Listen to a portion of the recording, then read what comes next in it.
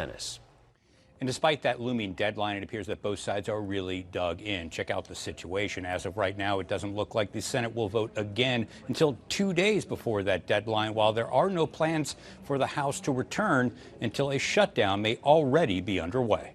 All it takes is a handful of Democrats to join the Republicans in keeping the government open and funded. Republican Senate leader John Thune, moments after Democrats blocked his party's plan to keep the federal government up and running past a September 30th deadline. The Republican proposal offered to keep the government funded at its current levels through late November and provide extra money to boost security for lawmakers following Charlie Kirk's assassination. But Democrats offered an alternative spending plan that would keep government open through the end of October.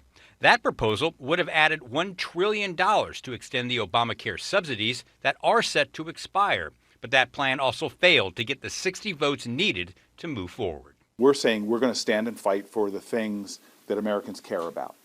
They want their elected officials, be they Republicans, Democrats, or independents, to do something about the pain that they're feeling. And all but one Democrat voted to oppose that Republican proposal, and all but 2 Republicans voted to support their own party's bill. In the newsroom, Dennis Welch, Arizona's Family.